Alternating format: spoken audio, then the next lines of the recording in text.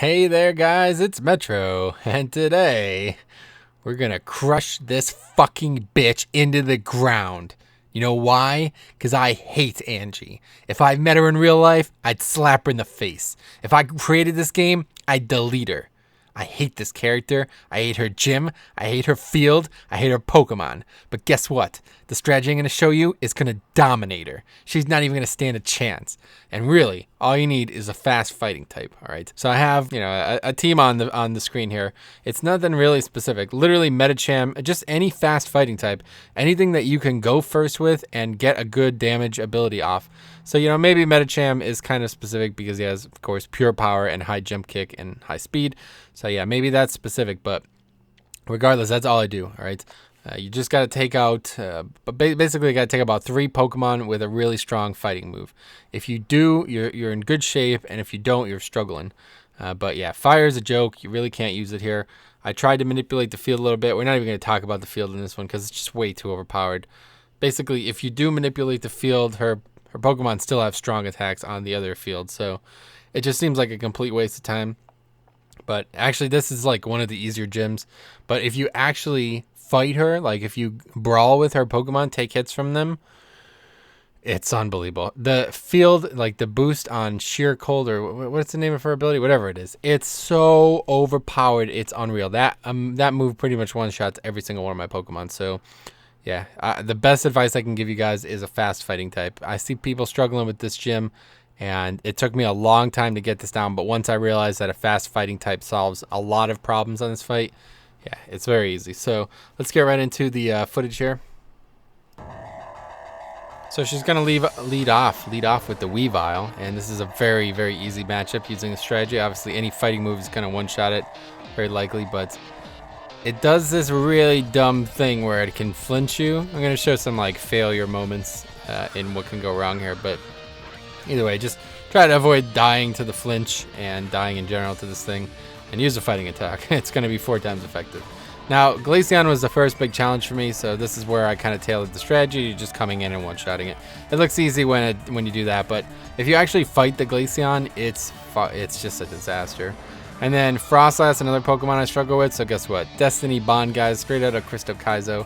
We're taking dudes down with ease with this ability, especially since Weezing can easily survive her Cold Truth ability, which is her powered up, super overpowered thing that's like the strongest ability ever in the video game.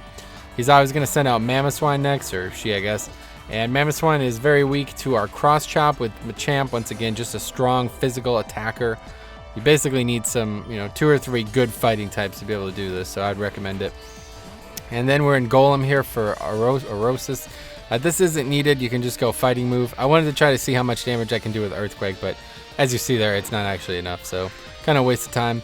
But regardless, once again, fighting, rock, and ice, 4 times effective against it. So, yeah, any fighting move is going to come in and decimate it. And there I knew he was going to heal, so I was able to get the good attack off there with Hariyama, who's obviously much slower.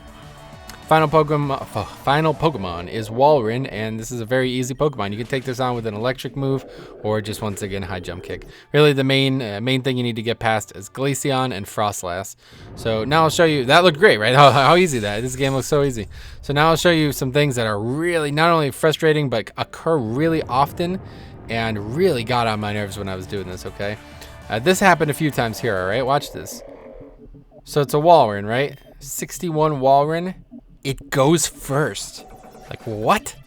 I don't even know. I don't know how that's even possible. If it's actually a speed tie or it's got quick claw or something, I have no idea. But obviously that's it. I try to salvage it, but the Walrein goes first? Like, what? What? I don't know, man.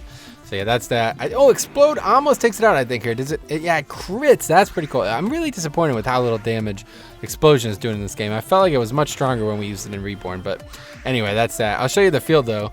This is the field thing. If you use Lava Plume or Eruption or some other fire moves, it changes it to a regular dimensional field. But then ghost moves are like super powerful, and she has a bunch of ghost moves. So yeah, this isn't worth it at all, but obviously we lose here. And then I think the next one, yeah, is a Cold Truth crit here on the Weezing. So that could happen if it one-shots your Weezing, you're resetting. And then another one I think is, oh yeah, it's a double. I wanted to show this because it's really annoying, guys. This is the start of the battle, as you can tell. This has got to be like the 40th time I reset this dungeon reset this dungeon, reset this battle, and it is so unbelievably frustrating to just get locked out. You can't even do anything. There's nothing you can do about this. Beat up. I don't even think it's supposed to flinch, honestly. I've used this move before and I've never seen it flinch like this. It seems like it flinches more times than it doesn't when I'm trying to do this battle. So as you see here, 2 flinches in a row, and the third one would kill me. So yeah, that is, oh my god, so unbelievably frustrating. But I will show the battle one more time. Just like I said, it's really easy. This is surprisingly easy. The field, the team, etc. are incredibly difficult, but if you just outspeed everything, like, I don't know, it just seems, the ice type is so fragile. I think that's the big issue. Like, no matter how strong all these things are, the ice type is just so fragile. It really is. 2 different 4 times effective Pokemon that you can deal with damage with, you know. It's just like, when you got a Weavile and the Aurorus, it's like those 2 Pokemon might as well not even be on a team. As long as you deal damage with a fighting move, they die, you know. So even there, we get the flinch and he dies, but it doesn't matter because I know next up is Glaceon. It's always this way. And this is one of her tougher Pokemon just because it does a lot of damage and it's a pretty bulky Pokemon. So just go first, hit it with a high jump kick. If you can't finish it off, I don't know what to tell you because it's really, really, really dangerous to brawl with. And then Frostlass, also very dangerous. Difficult to get a good stab type of advantage on this thing. The best option obviously would be fire, but that's not on the field. So Frostlass down because of a good old Weezing. I love this. I love Destiny Bond. I love it. It's one of my favorite moves in the game. Really makes me feel like I've outthinked the computer. Now here's an issue. For some reason I lose a damage roll here. I don't even know. Most times I just win. Cross Chop just finishes it, but now we have to roll again and we still lose, and then we roll a 3rd time. Now if I get hit by hail again, I'm dead. So if this doesn't win the roll, it's a wipe, and it does not. It does end up winning the roll, so that's cool. I don't know. That was kind of weird though. I didn't really know what to think about that.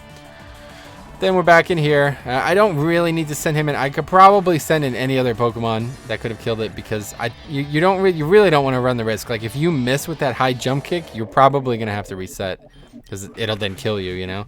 But there you go. That's what it's supposed to look like, guys. So if you have any questions, let me know. I feel like this is almost impossible without doing this, though. Really, it's so difficult, but it's so easy when you actually do this strategy.